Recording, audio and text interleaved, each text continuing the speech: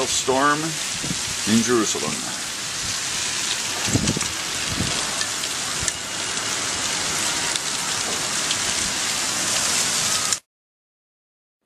Hi, welcome to Biblical Explorations.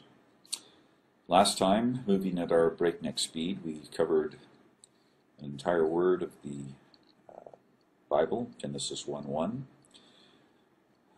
Just as a little background, we read Bereshit and then Bara, which means something like, in the beginning, created. Now notice, the word created here needs a subject. Who did the creating? And that's given in the next word here, Elohim. Elohim is the standard biblical word for God. And we need to take a look at this in a little bit more detail. As you can see in English, in the beginning when God, and likewise in Greek, standard Greek word for God, theos, and in Latin, standard Latin word for God, deus. So in Hebrew here we have a special word, Elohim, which is generally translated as God in English translations. However, as is frequently the case with Biblical Hebrew and the Bible in general, there's a lot more to this than meets the eye. So we want to take a look for a few minutes at some of the background and conceptualizations of this idea so we can get a better grasp of what the Bible is talking about. So let's take a look then at the Hebrew word Elohim. This is the lamed is a L sound, O, Ha, and then a long E sound, and then a final M or Mem. So Elohim. It's a standard word for God in the Hebrew Bible, but as I said, there's a little bit more to it than that. First of all, we need to look at a more general term in Semitic languages for God, and that is the term El. Here again is the aleph with the vowel attached to it, El. Now the plural form of this is Elim. This is a long E sound with this vowel mark and the yod and then the final mem. So in terms of the way Hebrew is constructed, for standard male plurals, you have El, and then adding the ending im creates the plural. So El becomes Elim.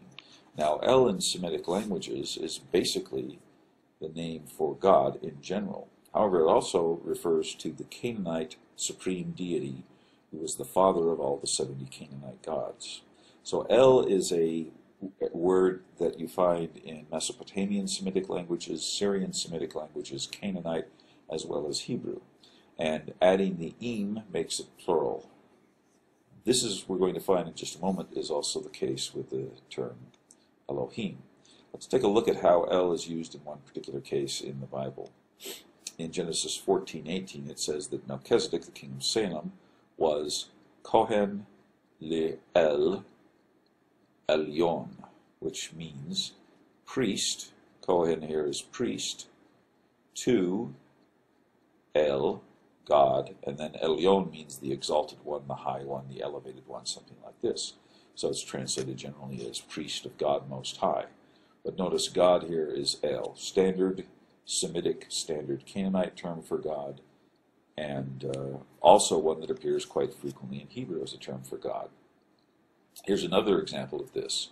In Joshua 22:20, it says that El, Elohim, so El, Elohim, Yahweh, God of gods,